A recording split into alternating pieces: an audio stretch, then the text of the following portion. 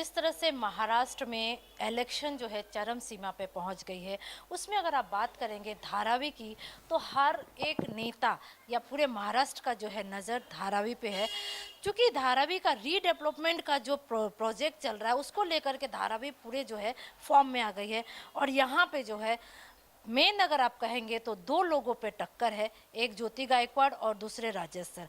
अभी हमारे साथ राजेश सर है, हम उनसे बात कर लेते हैं कि आखिर क्या मुद्दा है, किस मुद्दों को लेकर के जो है ये जनता के पास जा रहा है। सर क्या कहना चाहेंगे, कैसा लग रहा है, क्या मुद्दा है जिसको लेकर के आप जनता के सामने जा रहे हैं सर? आप देख रहे धारावी, अगर आप पहचानते होंगे तो धारावी में बहुत सारे मुद्दे हैं। एक मुद्दा नहीं है जिस पर हम चर्चा कर सकते, बात कर सकते हैं। धारावी की अनेक समस्याएं हैं। जनजीवन अगर हम दूसरे के मुकाबले सोचेंगे तो हम शहरी आदिवासी लोग हैं, शहर में रहने वाले। दुनिया के सबसे अमीर शहरों में से एक मुंबई शहर में हम रहते हैं, लेकिन हमारा आदिवासियों की तरह है। अस्वच्छ पानी, गंदी गटारें, कोई अच्छी स्कूलों की असुविधाएं, अच्छे कॉलेजों की असुविधाएं, अच्छे उच्च शिक्षा की असुविधाएं, हॉस्पिटल की असुविधाएं, ऐसे अनेक प्रश्न। उद्यान है तो हमें दूर दूर तक सपने में भी नहीं दिखाई देते हैं। एक भी बच्चों के लिए उद्यान आज उपलब्ध नहीं है। और ऐसी अनेक समस्याओं से जूझता हुआ धारावी आज दुनिया की नज़र में आया हुआ है, क्योंकि दुनिया की नज़रें इस विशालकाय झोपड़ियों में, झुग्गियों में जीते हुए लोगों को देख रही है। हमें देखने के लिए आप देखते होंगे कि धारावी एक ऐसा इलाका है, वर्ल्ड पर्यटन, जब दुनिया के लोग पर्यटन के लिए जब यहाँ पर आते हैं, चाहे वो अमेरिका से आते होंगे, चाहे वो जापान से आते हो, जर्मनी से आते होंगे, ऐसे लोगों के पर्यटन से रिलेटेड एक हिस्सा रखा है धारावी दर्शन। और धारावी दर्शन में जब वो आते हैं तो हमारे फोटोग्राफ लेते हैं, हमारे नंगे भूखे बच्चों के फोटोग्राफ लेते हैं, हमारे गंदे टॉयलेटों के फोटोग्राफ्स लेते हैं, हमारी गंदी गटरों के फोटोग्राफ्स लेते हैं। ये कितना बड़ा स्वाभिमान, अभिमान का विषय हमारे लिए है, इसकी जानकारी भली भांति आप जानते होंगे। और ऐसे, क्योंकि ये विषय निर्माण करने वाले लोग कौन हैं? ये गटरे, ये गंदगी, ये जनजीवन, जो बुरा जनजीवन, शहरी आदिवास, ये निर्माण करने वाला नेता कौन है? इसके बारे में अगर आप सोचेंगे तो आपको समझ में आएगा कि पिछले 45 सालों से इस धारावी इलाके में जनता को फंसाकर, जनता को झूठे सपने दिखाकर एक ही परिवार यहाँ पर राज्य कर रहा है। और उनके अलग अलग सपने दिखाने के तरीके हैं। उन्होंने 2004 में एक सपना दिखाया धारावी रीडेवलपमेंट प्रोजेक्ट का, कि धारावी रीडेवलपमेंट प्रोजेक्ट का सपना दिखाने वाले कौन लोग हैं। आप जाइए इतिहास में, आपको समझ में आएगा ये योजना लाई किसने है।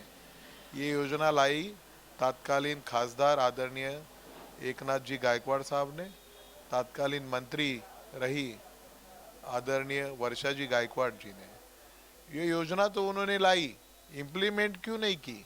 ये योजना इम्प्लीमेंट करने के लिए उन्हें क्या तकलीफें हुई, कौन उनको धमका रहा है, कौन गुंडे है या स्थानिक नागरिक है जो उन्हें रोक रहा है? योजना आज आप देख रहे हो, कोई भी योजना जब इम्प्लीमेंट होती है तो तुरंत उसका इम्प्लीमेंटेशन होता है, योजना की शुरुआत होती है। लेकिन धारावी एक ऐसा इलाका है जो राज्यकर्ताओं ने पिछले 25 सालों से जानबूझकर जिसका डेवलपमेंट रोका है। योजना आपने लाई, योजना दूसरों ने नहीं लाई।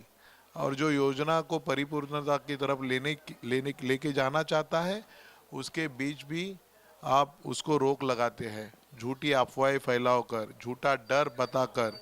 ये झूठा डर, ये डर को भगाने का काम आने वाले दिनों में धारावी करेंगे।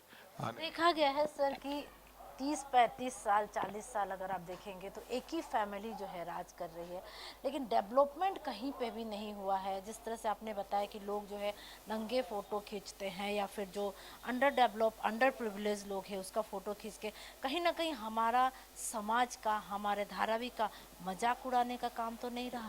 मजाक उड़ाने का काम कोई करता होगा नहीं करता होगा वो अलग बात है, लेकिन देखिए, परिवार का प्रमुख बोलकर आपकी जवाबदारी होती है। जब आप एक परिवार के प्रमुख होते हो तो उन बच्चों की, उन परिवार के सदस्यों की, उनका जीवन मान सुधारने की, उनकी शिक्षा की, उनके सभी चीज़ों की जवाबदारी आप पर है। अगर आप उसमें सक्षम नहीं हो तो आपको परिवार का प्रमुख बनने का कोई अधिकार नहीं है। आपको उस चीज़ों से हटना, उस चीज़ों को छोड़ना, ये आपकी सार्वत्रिक जवाबदारी है। तो ऐसे ज़रूर वो अपनी जवाबदारी समझे और इस चीज़ों से बिना बिना चुनाव खुद से एक सार्वत्रिक जवाबदारी समझकर हटना चाहिए, ऐसे मैं डिमांड करता हूँ। क्योंकि जो जनता ने उन पर जवाबदारी समझकर पिछले 45 साल से अपना कुटुंब प्रमुख समझा, उस कुटुंब प्रमुख की जवाबदारी वो पूरा करना में सक्षम नहीं है, ये आपने देखा है। सर दूसरी तरफ अगर अपन बात करें तो जिस तरह से इलेक्शन है, लाड़की बहन योजना जो है वो लोगों के अंदर बहुत छा गया, क्योंकि जितनी बहनें हैं वो कहीं ना कहीं, चाहे हिंदू हो या मुस्लिम, वो कहीं ना कहीं उनके मन में इतना तो आया है कि पिछले जो भी सरकार रहा उन्होंने 5 पैसा तक भी किसी को दिया नहीं है, लेकिन एकनाथ शिंदे ने कम से कम 2,1500 एक पैसा दे रहे हैं हर महीने। तो उससे कहीं ना कहीं वोट में जो है उसको लेकर के वोटबाजी हो रही है कि नहीं, वो उनको सिर्फ जो है लालच दिया जा रहा है। देखिए, मैं यहाँ का स्थानिक सुपुत्र हूँ और मैं किसी योजना के तहत ये चुनाव लड़ने नहीं जा रहा हूँ। मैं अपनी योजनाओं पर, जो अपने मेरिट पर, अपने कामों के आधार पर, जो मैंने पिछले 15-20 साल धारावी करों की सेवा की है और मुझे मेरे कामों पर पूरा भरोसा है। कोई योजना आती है, कोई आमिषें दी जाती है या नहीं दी जाती है, उससे मुझे कोई मतलब नहीं है। मैं जानता हूँ कि लोगों के बीच जो मैंने 15-20 सालों से काम किया हुआ है, वो एक योजना ही मैंने चलाई है, पिछले 15-20 सालों से चलाई है। और उस मेरिट के आधार पर लाडली बहना तो हमारे साथ पिछले 15-20 सालों से जुड़ी है। मैं उनके सेवा में पिछले 15-20 सालों से जुड़ा हूँ। उनकी कोई भी समस्या हो, बच्चों की समस्या हो, महिलाओं की समस्या हो, आज आज तो ये योजना तो 2-3 महीने से आई है जो एकनाथ शिंदे साहब ने लाई है, लेकिन राजेश जी ने यहाँ पर अनेक योजनाएं लाई, 15-20 सालों से लाई। और वो योजनाएं मुझे आने वाले चुनाव में आप देखेंगे, मेरी वो लाडली बहना बड़ी मजबूती के साथ मेरे साथ रहेगी। मेरे लाडले भाई, मेरे लाडले बच्चे मेरे साथ मजबूती से रहेंगे। जीत निश्चित है। जीत मेरी नहीं तो मेरी लाडली बहनाओं की और धारावी करों की जीत निश्चित है, और वो निश्चित उनकी जीत के लिए लड़े रहे और उनकी जीत में वो यशस्वी होंगे। ये थे राजेश सर, जिनका साफ यही कहना है कि जीत जो है मेरी जीत नहीं होगी, धारावी करों की जीत होगी।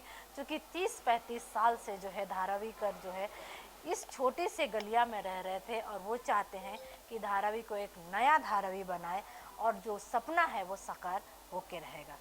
कैमरामैन शैलेश के साथ संध्या श्रीवास्तव।